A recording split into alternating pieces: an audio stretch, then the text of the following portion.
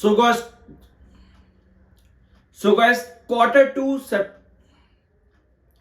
So guys, quarter two 2025 का season चल रहा है और L&T फाइनेंस ने जून 2025 का बेंचमार्क ब्रेक करते हुए सितंबर 2025 में एक नया बेंचमार्क दे दिया है। तगड़े नंबर कंपनी ने फिर से शो किए हैं और स्टॉक एक रैली पर है, सीरियस रैली पर है। मतलब क्या आपको एक स्टॉक दिखता है ना कि एक सेशन में 20% भाग रहा है, 15% भाग रहा है, फिर जाकर के 10% करेक्ट हो रहा है, फिर थोड़ा लंबा कंसोलिडेशन चल रहा है, फिर बढ़ रहा है, फिर गिर रहा है।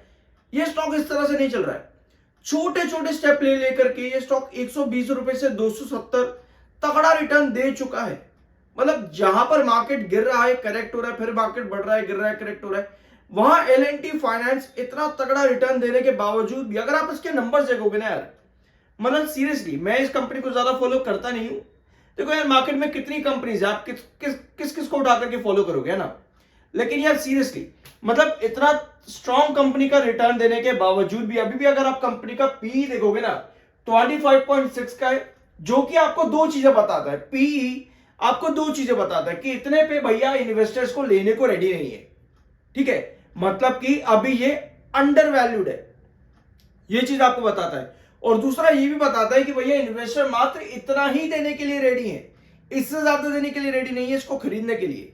दोनों चीजें बताता है, लेकिन इतना अच्छा रिटर्न, स्ट्रॉन्ग रिटर्न है, ठीक है, सीरियस रैली है, उसके बावजूद भी 25.6 का भी पी है और बुक वैल्यू 102 की है। तो भैया नंबर्स कंपनी के मुझे पर्सनली अच्छे लगे। अभी मैंने इस कंपनी को देखा तो यार सीरियसली अच्छे नंबर कंपनी दे रही है और सीरियस काम कर रही है। कंपनी ने जून 2025 के अंदर बेंचमार्क बनाया है, कितने रेवेन्यू का, 4260 करोड़ के रेवेन्यू का बेंचमार्क लगाया कंपनी ने अभी जून 2025 के अंदर ही। और सितंबर 2025 में कंपनी एक और बेंचमार्क पर चली गई है। नंबर्स पर आते हैं कंपनी के, वी आर NISM 7 सर्टिफाइड, तो सब्सक्राइब जरूर कर देना। शुरुआत करते हैं कंपनी के क्वार्टर टू के नंबर से, ठीक है। हमारे पास 3 कॉलम रहेंगे, ये सितंबर 2025, ये आपका जून 2025 और ये सितंबर 2024। शुरुआत करते हैं सबसे पहले कंपनी के टोटल रेवेन्यू फ्रॉम ऑपरेशन से। सो भैया total revenue from operation company का आया है 4335 करोड़ का सितंबर क्वार्टर में, 4335, जो कि जून क्वार्टर में था 2025 के ही 4259 करोड़, 4259 करोड़। तो क्वार्टर ऑन क्वार्टर बेस पर कंपनी ने एक नया बेंचमार्क दिया है रेवेन्यू में, डिस्पाइट इसके कि जून का क्वार्टर अपने आप में एक बेंचमार्क था। अब सितंबर पिछले साल कंपनी का रेवेन्यू था 4019 करोड़, 4019 करोड़ मात्र। तो भैया ईयर ऑन ईयर बेसिस पर कंपनी का जो रेवेन्यू है कितना इंक्रीज हुआ है, लगभग 317 करोड़ के आसपास का। तो जंप कंपनी ने यहां पर दिया है 317 करोड़ के आसपास का ईयर ऑन ईयर और क्वार्टर ऑन क्वार्टर बेस पर भी। तो भैया कंपनी ने बेंचमार्क क्रिएट करा है इस क्वार्टर के अंदर, एक नया बेंचमार्क कंपनी का है। अदर इनकम भी कंपनी में जुड़ती है मात्र 0.04 करोड़ के आसपास की। तो अदर इनकम से कोई इतना डिफरेंस बन नहीं रहा है, जिसके बाद कंपनी की टोटल इनकम में भी कोई चेंज नहीं है। अल्टीमेटली कंपनी बहुत अच्छे ग्रोथ पर है रेवेन्यू के अंदर, ठीक है। एक्सपेंसेस पर आते हैं, कंपनी का टोटल एक्सपेंस कितना आया है सितंबर 2025 में 3346 करोड़।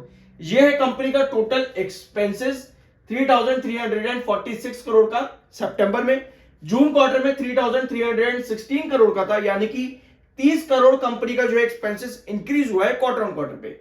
और पिछले साल था 3084 करोड़ का कंपनी का टोटल एक्सपेंस। तो एक्सपेंसेस कंपनी के बढ़े हैं, डेफिनेटली बेंचमार्क क्रिएट करा तो एक्सपेंसेस भी बढ़ेंगे कंपनी के, और वो बढ़े भी हैं।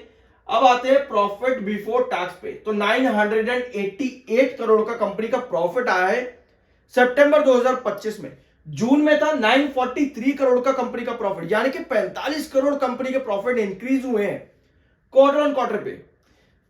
वेयर एज सितंबर 2024 में 939 करोड़ का कंपनी का प्रॉफिट था। तो ईयर ऑन ईयर बेसिस पर भी कंपनी के प्रॉफिट लगभग 49 करोड़ इंक्रीज हुए। तो कंपनी ने प्रॉफिट भी बढ़े, कंपनी के डिस्पाइट इसके कि एक्सपेंसेस ज्यादा थे, प्रॉफिट कंपनी के काफी स्ट्रॉन्ग है। ये प्रॉफिट बिफोर टैक्सेस है। आफ्टर टैक्सेस जो कंपनी का प्रॉफिट आता है, कंपनी का profit after taxes, tax expense है 253 करोड़ और जून में था 242 और पिछले साल सितंबर में 242 था, यानी कंपनी का टैक्स एक्सपेंस 11 करोड़ बढ़ा है। तो कंपनी का प्रॉफिट फॉर द पीरियड आ जाता है 734 करोड़ का। 734 करोड़ ये कंपनी का सितंबर का प्रॉफिट है।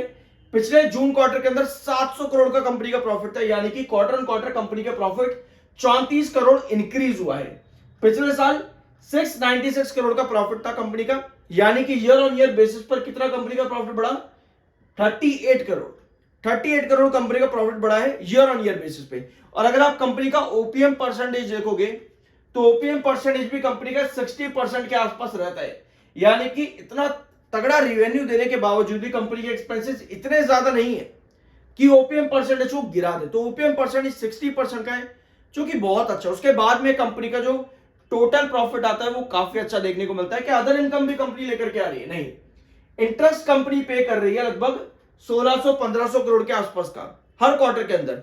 1600 से 1500 करोड़ का कंपनी का इंटरेस्ट जा रहा है, उसके बावजूद भी कंपनी की प्रॉफिटेबिलिटी बहुत स्ट्रांग है।